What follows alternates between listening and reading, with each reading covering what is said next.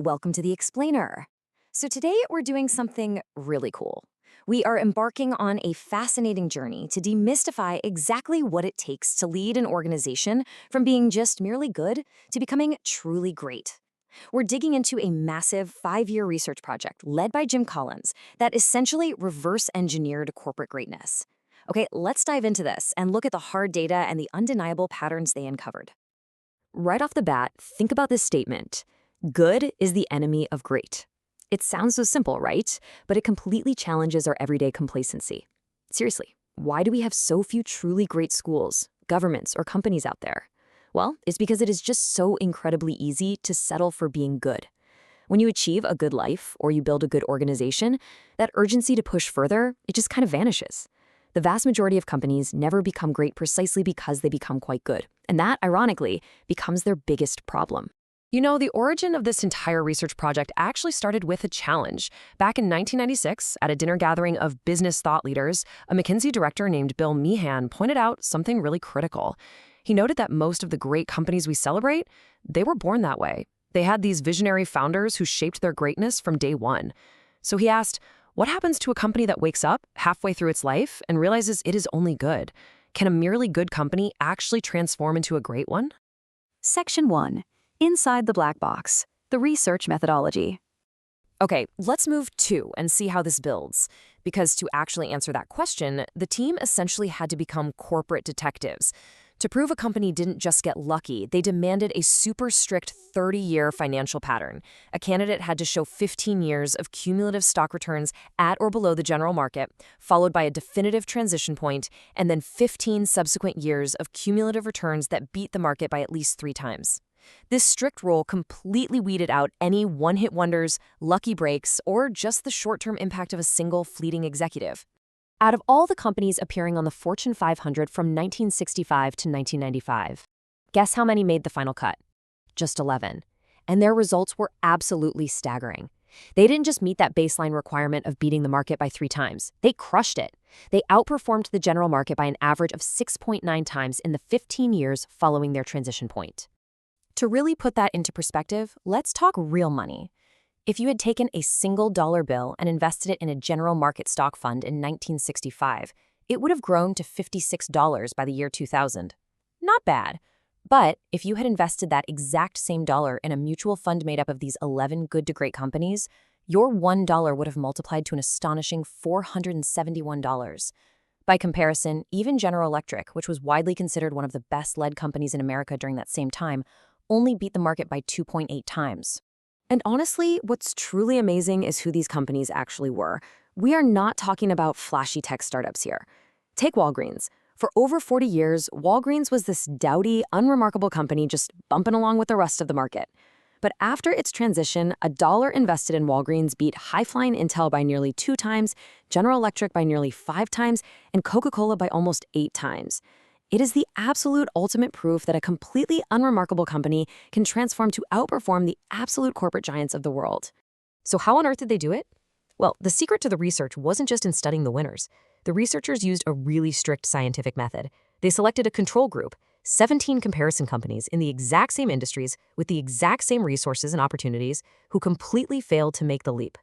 By analyzing over 6,000 articles and a massive 384 megabytes of hard data, which, by the way, was an absolute mountain of information back in the 90s, across 10.5 years of human effort, they were able to contrast the gold medalists against those who didn't even make the podium. Section 2. Dogs that didn't bark. Busting the myths. Now, what's really interesting about this is, you know that old Sherlock Holmes story where the crucial clue was the dog that didn't bark in the nighttime? Well, in this research, what they didn't find was just as shocking, and it absolutely destroyed conventional business wisdom. For instance, we always assume great companies need these celebrity, larger-than-life savior CEOs brought in from the outside. Yet 10 out of 11 good-to-great CEOs came from inside the company. Executive pay structures?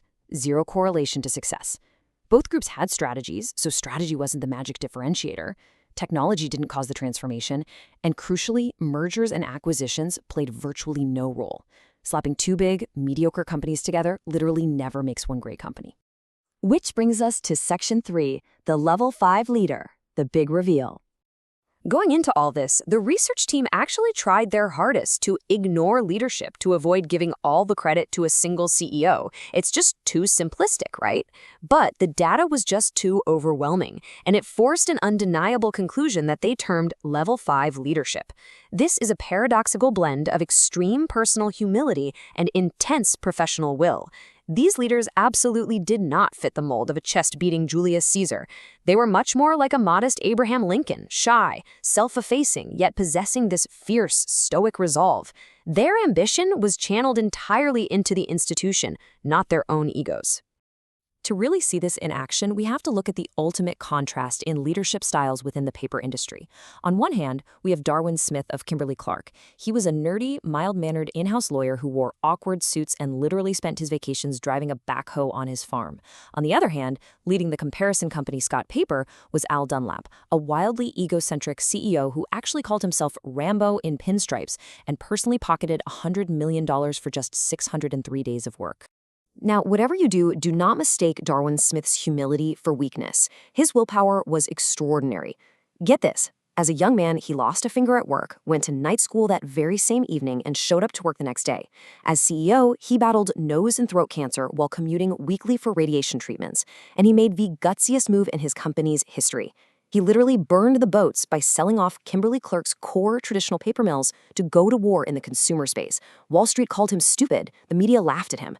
But he never wavered, and ultimately he beat Procter & Gamble in 6 out of 8 product categories. Now contrast that selfless willpower with the ego of Al Dunlap. Dunlap actually wrote a book about himself, boasting, quote, "I love the Rambo movies. That's what I do too. I create peace out of war." The comparison companies were routinely crippled by these gargantuan eye-centric egos. While Darwin Smith built a lasting legacy at Kimberly-Clark, Dunlap slashed R&D, fired thousands of people, and essentially put Scott Paper on growth steroids just so he could flip the company and pocket millions for himself. Section 4. Humility meets willpower. Building for the future. This unique dynamic really defines how Level 5 leaders handle immense crises and how they always prioritize their company's long-term greatness over short-term personal riches. Take Coleman Mockler, the CEO of Gillette. He was a courteous, patrician gentleman facing aggressive, hostile takeover bids from corporate raider Ronald Perlman. Perlman was offering an instant 44% stock premium. Mockler could have easily sold out, pocketed millions of dollars, and retired to a life of leisure. But he didn't. He knew Gillette was secretly developing revolutionary new shaving technology, what would eventually become the wildly successful Sensor and Mach 3. He chose to fight the raiders tooth and nail to protect the company's future value. And this brilliantly illustrates why Mockler's resolve was so vital. If an investor had just taken that initial 44% buyout premium from the raider and invested it in the general market for a decade, they would have been 3 times worse off than if they had simply stayed with Mockler and his long-term strategy for Gillette. He secured enduring greatness because he completely refused to capitulate for a quick buck. Here's another incredible anecdote of this selfless ambition. Meet David Maxwell. He took over Fannie Mae when it was losing $1 million every single business day, and he completely turned it around into a powerhouse, earning $4 million a day. When it was time for him to retire, his performance package had rightfully grown to $20 million.